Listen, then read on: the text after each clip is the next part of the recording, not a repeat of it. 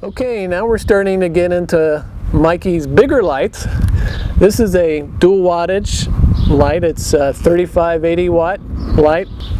This has a plastic housing. The reflector here is a smooth reflector, and this light has a particularly very tight spot and excellent throw, so it's very good at lighting up objects very, very far away. The bulb temperature is around 4200 degrees Kelvin, which again is natural sunlight. It's fixed focus, so you cannot adjust the focus on it. The lumen output on 35 watts is around 3500 lumens, and at 80 watts it's pretty close to 8000. This has a pretty good sized battery on it. It's still a lithium based battery, and it has two buttons, push button releases on the back here, so you push those and pop it out.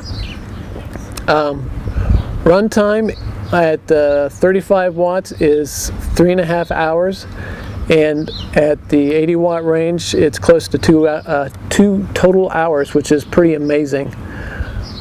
The light is somewhat water resistant for the most part. Now this is starting to get into some size, so it's a little heavier than the first two that we looked at. This has a total weight of about 5.7 pounds. It comes with a 1-year warranty, and unfortunately when you start getting into the bigger lights, they don't make adapter rubber housings for them, so you can't find filters or diffusers. So in this particular case I made my own. I glued on some metal washers on the front and then made this out of some material, Lexan, a piece of Lexan that you'll find in the window department at Lowe's, which is somewhat heat resistant. And then on the front is a fluorescent light diffusing material, also Home Depot or Lowe's, and I glued those together with super glue and put small magnets on the back that I found at Joann's Fabric, and those pretty much just pop right on. Now this bugger is so powerful it puts off a lot of heat, and this homemade diffuser is probably good for maybe 5 minutes, and then you start getting into nuclear meltdown. So you know, it's good for short-term diffusing of light, but you can't really leave it on for too much longer than that, otherwise you'll have a blob of plastic melting off your flashlight. This particular light also has a push button feature on the handle, so you can pop the handle out and turn it over and hold the light like that. I like the lantern style myself. It makes it easy to carry. This also has clips on it, so you can put a shoulder strap on it, which is nice because this light, as I mentioned, is 5.7 pounds, and if you're lugging it around it can start getting a little bit heavier after a time.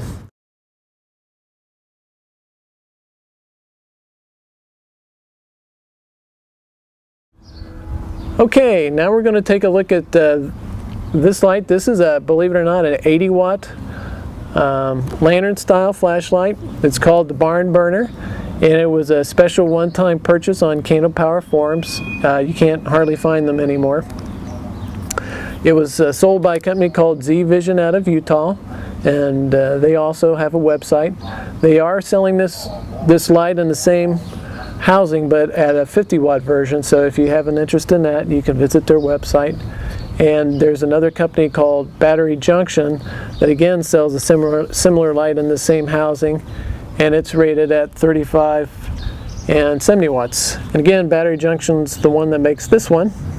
They call this their L35, and their dual wattage light, they call that the L70 at Battery Junction. But this one, very nice light. Again, the housing is anodized aluminum.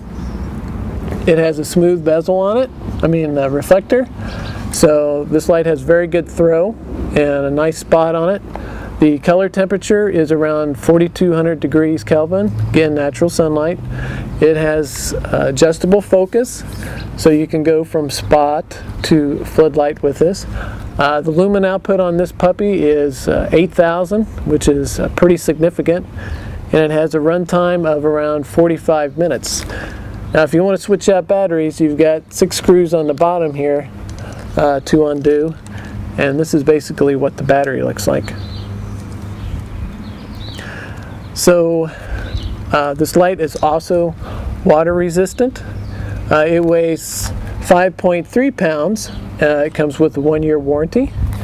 And if you compare it to this other 80 watt, you can tell there's a notable size difference. So this one is a lot more portable, and it's lighter. It also has clips on it to attach a shoulder strap to, which is nice. And lastly, on the top of the case, you have a battery meter, so you can check to see how charged your battery is. This is one of my more favorite lights. Again, 80 watt barn burner from ZVision. Check out their website. It's a good company, and this is a fantastic light. Love it.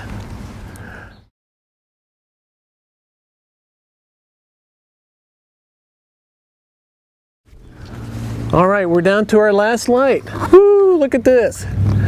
This is my homemade job. It's made from a Vector 192 twin halogen spotlight housing. Unfortunately, this light is no longer made, but you can still find them on eBay every once in a while. I turned this into from a halogen to a twin HID flashlight that puts out a massive 172 watts of power. So it's double pretty much of what we've seen so far. The housing is plastic, and it has venting on the side because it gets pretty hot up here with 2 lights running. So needless to say, this one is not water resistant, so you want to be careful when you use it. You don't want to use it out in the rain or where it could get splashed with water. The reflectors are smooth and shiny, so it has pretty good throw on it. Though I think I haven't tested the output on this light yet, but based on the reflector design, it might be just a little bit more floody than some of the other ones. This light took me about 10 hours to make. These gizmos on the side, these are the 2 ballasts that put out 86 watts of power, and they get pretty hot. After about, I think, a 30-minute run time, they get to 130 some degrees. So if you put them in the housing, which they wouldn't fit anyways, they'd probably create enough heat to melt your light. So put them on the outside to help keep them cool. The bulb temperature on this is 4,200 degrees Kelvin, so natural sunlight. Obviously it's fixed focus, so you can't adjust the focus. Total lumen output is probably around 16,000.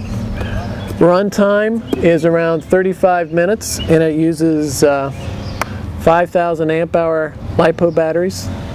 I've got 2 in the flashlight to operate it, and you put them in through the back. You have a release lever on each side of the light. This puppy weighs a total of 8 pounds.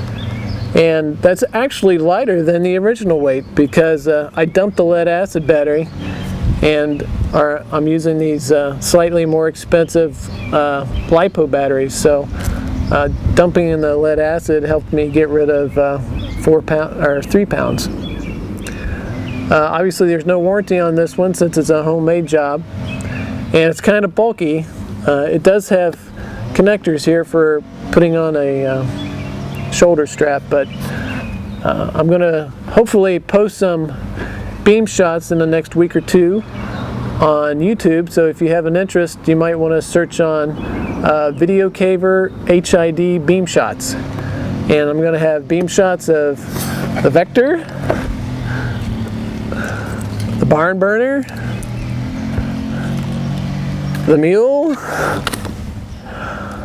the L35, and last but not least, my Oracle 35 watt. So thanks again. I hope the video was interesting.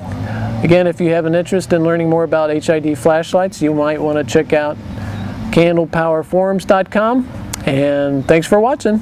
See ya.